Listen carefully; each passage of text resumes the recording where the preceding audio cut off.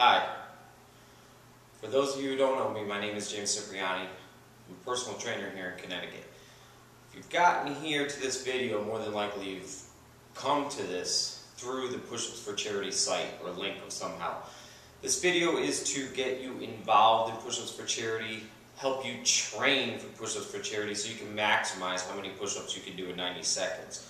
We're going to go over the finer points of technique, and we're going to go over how you can train for the Pushups for Charity event. So in that 90 seconds you can tap out as many push-ups as you can, because the more push-ups you do, the more money we raise for the Wounded Warrior Foundation.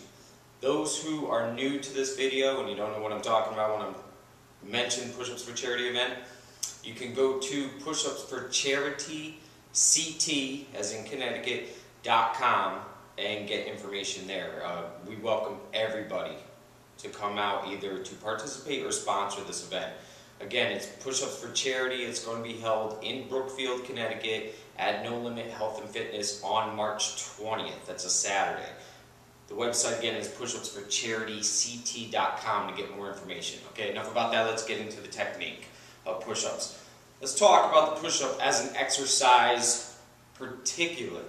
All the finer points of what you benefit from it. It's one of the best core movements actually you can do. You don't see it utilized a lot in the gym with all the fancy equipment and stuff. I mean, you'll see people more bench pressing than doing push-ups. But push-ups are a great core exercise. There's a lot of upper body development that gets stimulated through doing a proper push-up and working the push-up. Most people will realize that it's very similar to doing a bench press in this motion, and you are going to be working your pectoral muscles, your chest. There's a lot of strength endurance involved in doing push-ups, but not just the chest. You're going to be working your anterior deltoids, which is the front portion of your shoulder, as well as the tricep region. Alright, that helps with the lockout of the arms, so the back of the arms, everybody who is concerned about that wiggle. If you ever had a 5th grade teacher that would write on the chalkboard and her arm would shake well beyond her writing, you know what I'm talking about. The other portion is the abdominal region in the lower back, because to stabilize yourself from ankle to shoulder, your core is involved. You may not think of it as that, but anybody who is, has any sort of interest in developing their core muscles, push-ups are a great exercise. Alright, so what we're going to do is go over the particulars. We're going to go over weak links, what to look for, progressions, and the bottom line is I want to make sure that everybody who is involved in Pushups for Charity gets some sort of training so you can maximize how many reps you can do in 90 seconds. Because the bottom line, again, we're talking about more push-ups in 90 seconds, more money to our soldiers. That's what we're after.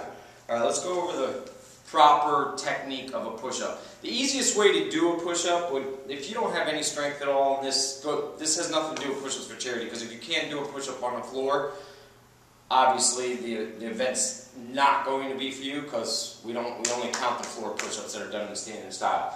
But if you can't do a regular push-up and somewhere along the line you want to develop the strength for a push-up, you can always do them against the wall to start. Alright, there's really not much leverage there. You can put your feet out away from the wall, hands on the wall, push in and push out towards it. We're going to go beyond that. I'm going to assume everybody can at least do that. Progression number 1. That's what this bench is here for. Taking the natural progression, we're looking for somewhere between doing a push-up on the wall for the rank beginner and the push-up on the floor, which is our standard style. We're going to go at somewhat in between as far as the incline. So that's where a bench comes in. You can do it on your bed, you can do it on a chair or 2 chairs as long as they're stable, a low desk, a low table, whatever the case may be. Anything where we can bring your body down a little bit, have an angle that supports your strength level, but we're not flush on the floor yet. So I'm going to demonstrate on the bench. Okay. So what you want to do here is have your feet out away from you, your hands support you on the bench, and all the push-ups that we do, we want a nice neutral spine from our neck all the way through to our tailbone. We want a straight line from shoulder to ankle. Alright, so you're going to set yourself up, head's in a nice neutral position, chest is out, lower down, and press up. This will be stage 1, we'll call it. Although, obviously, the wall would be the easier version. I'm not even going to count that, because anybody should be able to do it against the wall. This is going to be stage 1. Alright, if you want to get involved in doing push-ups and progressing towards a real standard push-up. Once you get past this, let's say you can do 20 reps comfortably in that form. The next progression would be to bring you down to the floor. Alright, we're not going to do a full-fledged push-up yet. What we want to do is what most people will know as a kneeling push-up. Now, you're going to set yourself up the same way. We want a straight line between your shoulders and your knees. Now this leverage takes off some of the weight, so the resistance is a little less than a standard push-up, but at the same time, because of the angle of the body, you're shifting just a little bit down. It creates an easier resistance angle to do the push-up. So, you're on your knees, I have my feet up. Hands, spine is neutral, head's neutral. Alright, we don't want to kick the ass up on this. And you're just going to lower yourself down into a push-up position and lock out. This is stage 2 in our push-up progression. Again, once you're able to do 20 reps here, that's your next version. Once you can get 20 reps there in good form, you're ready for a standard push-up. Everybody knows what a standard push-up looks like. I will demonstrate it. What we're going to do too is go over the finer points of weak links. What to look for as far as bad push-up form and how to correct it.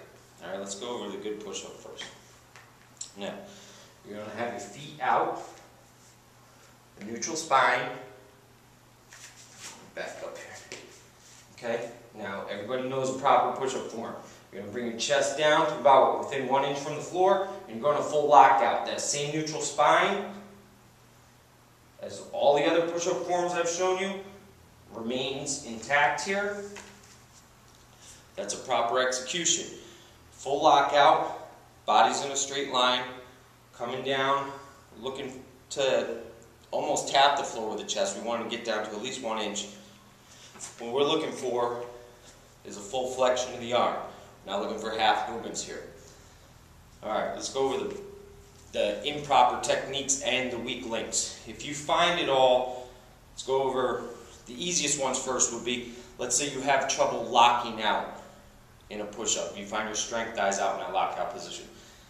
That's going to show a weak link in the triceps. Alright, that means you're going to need some sort of tricep development or specialization to finish your push-up.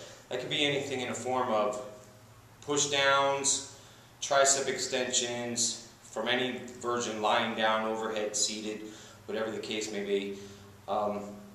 That'll strengthen that muscle. The triceps is actually the weakest link in a push-up exercise, bench press exercise, all of it. Now, let's say you find you're sagging. Like this. Your butt drops.